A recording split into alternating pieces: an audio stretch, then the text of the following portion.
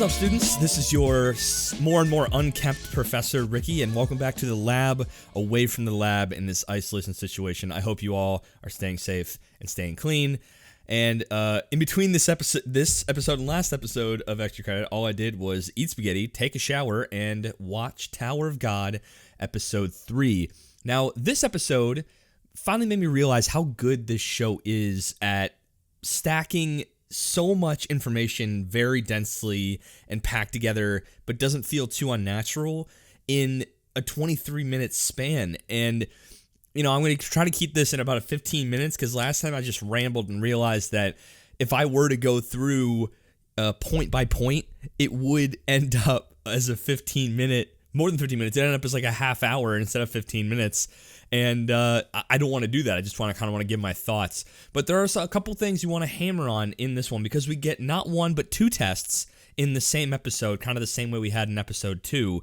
But there have been some serious curveballs in terms of plot in this episode, and I'm ready to hit them off. So in the first of the two tests in this episode, they call it the correct door. Now, basically, it's one team at a time, goes into a dark room, and no other team is allowed to follow.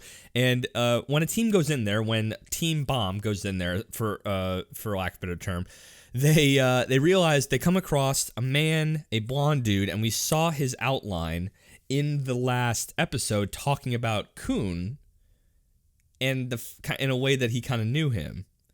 And this whole episode is very KHUN heavy about his past, and it doesn't really come into the forefront until right before Team Bond goes into the test, and some weird, almost rubber dude in a bag or something like that knows of KHUN as a man who was betrayed by his either lover or was abandoned by the KHUN family. I don't know. There's some very weird royal kind of allusion to Kahn, and the fact that he was betrayed or abandoned or disgraced in some kind of way makes me believe that he's much more powerful than he is kind of laying out to show to the other contestants or even his own team.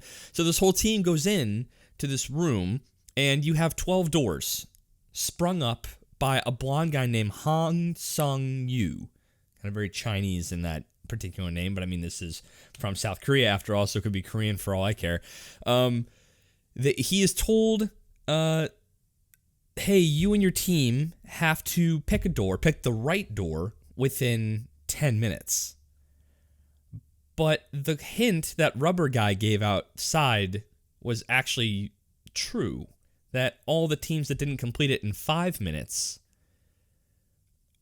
screamed, or, they heard screams from them. And what was really interesting was we got to see Rock as the lizard guy in their crew to shine as the comedic relief for the group. And oh my gosh, I am a Rack fan through and through. That dude is hysterical. He basically just he goes in, realizes the time limit, and then gets instantly annoyed. Like, instantly. And then, out of annoyance, he kicks a door down before 5 minutes is up, and they pass. He claims it was instinct, but I know it's just because he's like, fuck this test, I'm getting after it. He just kicks the door down, and that was actually the criteria of the test, was to pick a door, any door, within the first 5 minutes. I guess it's testing, courage or hardiness or just kind of initiative. And it almost feels like it was a test set up to make KHUN fail. Because Han Sung-yu, the guy setting up the test, knew about KHUN, knew that he has a problem trusting people for some reason, and knows that he is an analytic type because he was just like, shut up, organize the information, do what you can to figure out, he's very analytical and very, everything's in a tight little box, just like his briefcase. we do get clues about Kahns Past even further throughout this test. And something he even mentioned was, did the betrayal of the princess really wound you that deep? Do you really have the inability to trust people? It seems like you're carrying a heavy bag. Now that line's also funny too, because when he goes and grabs his bag, that's when he says the line. So I told you there's gonna be some kind of allusion to his bag. I'm not really sure, because it seemed like he had it in his flashback when it seemed like he was kicked out of a castle. Pretty obvious what that meant to be. But he had his bag then, and it goes everywhere with him. So it must not only be special to him, but have a special quality about it. And I think what I said last episode is right. So he has the ability to pull infinite amount of things out. So they go through the door, just I guess a door, and they are presented in the next lobby with Leo Rio, the guy that Mom was talking to before, and he was told that you and anyone else in this room can participate in a bonus test. Now, this felt very unusual to me, because right before that scene, he had a meeting with another what looked like administrator, a ranker of some sort, someone who had the ability to test others, which gave me a couple interesting tips that rankers and administrators seem to have free reign over how they test regulars and irregulars and just people looking to climb the tower. It's up to them. This makes it have that hunter feel. There's a level of autonomy for the people underneath the head that says, hey, you're allowed to do what you want to do, but you still are under my supervision. So if you fuck up, you will answer to me. But just by being a ranker, you were given a certain level of authority to just kind of do what you want to do. So what this gaunt guy, this red little imp-looking dude, met with Hong Sung-yu and said, so I decided to hold the first and second test simultaneously and have an untimed battle royale, and 3 people killed everybody in 30 minutes. What? What? Like 3 people killed over 300 in 30 minutes in a huge sprawling field. And basically he said, help me, Han Sung-yu, help me. Don't make me go talk to the king about this. And he's like, all right, I guess I'll use my genius intellect. And Rio is basically cleaning up his mess. So what I think this bonus test is, when we find out it is essentially a capture the flag style game. There's a crown on a throne in the middle of the room, and all the other teams that wanted to participate are in cages. In 5 rounds, you have basically 5 seconds before each round to hit a button and release your cage, and you are participating in that round.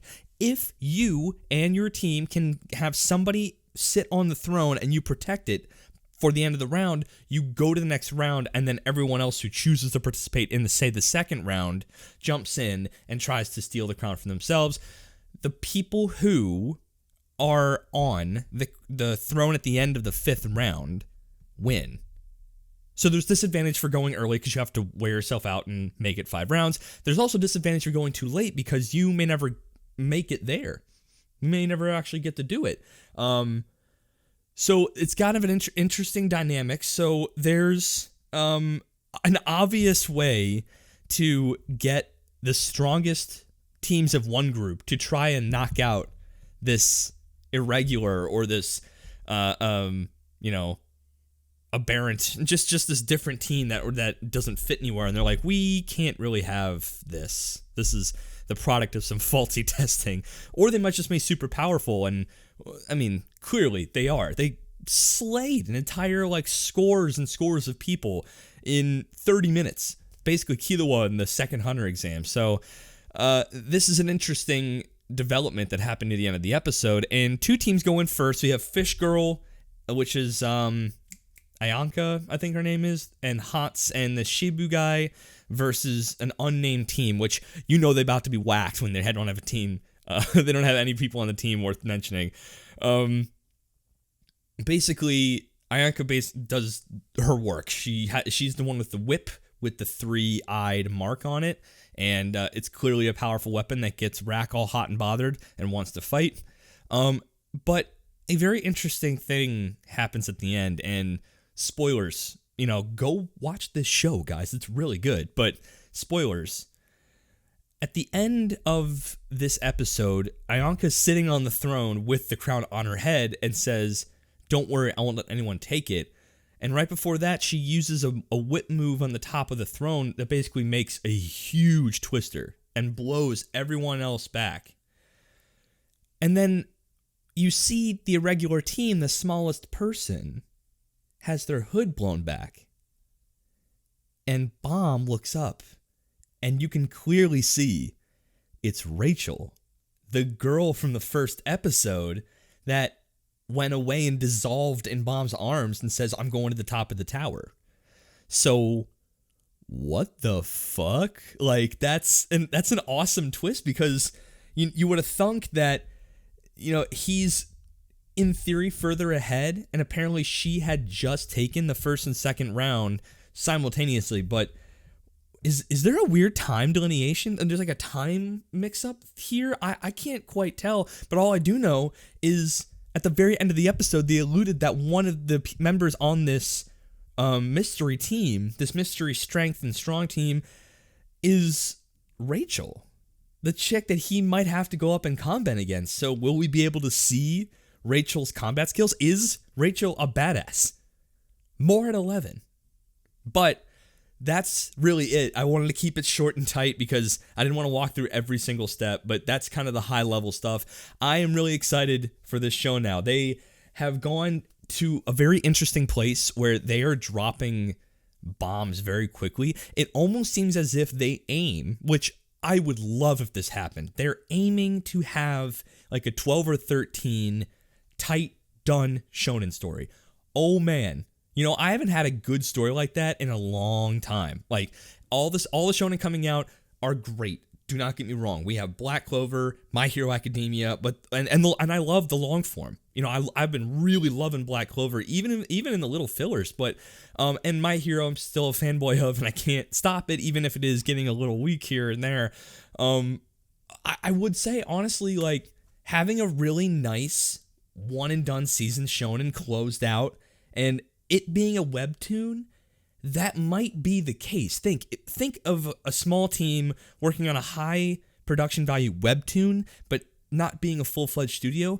You may be able to make like 10 to 12 really good episodes on webtoons, and then it just is over, and that as a tight package might be attractive to Crunchyroll.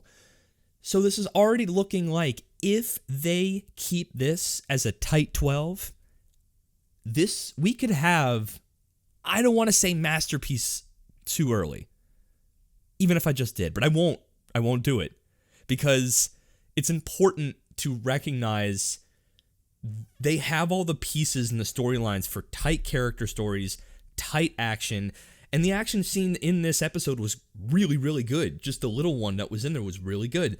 I am now really looking forward to this season. I'm going to give this episode a solid 8. It didn't do the world building as much, but it did have this mad curveball at the end, really good action, really thought-provoking testing, and it also gave a little bit more of the hierarchy among these rankers, because, people seem to be coming to others for help. So even if it is not official title, but it's prestige, that's cool. I like that a lot. I am very excited to see where this anime goes. I am excited to see if they keep it as a tight season. But time will only tell. So thank you for listening to this extra credit. Go check us out on YouTube. I've been a lazy boy, but I did upload the first 2. And by the time you're watching this one, we will be all caught up. Me and Ethan, who was over there watching Gleipnir, which you should totally go check out. If you want to listen with your ears and not your eyes, go check us out on Apple, Google, Spotify, and anywhere else you get your podcast fix. And until next time, stay safe, wash your hands. I'm Ricky, that was Ethan, and this has been Weebology. Deuces.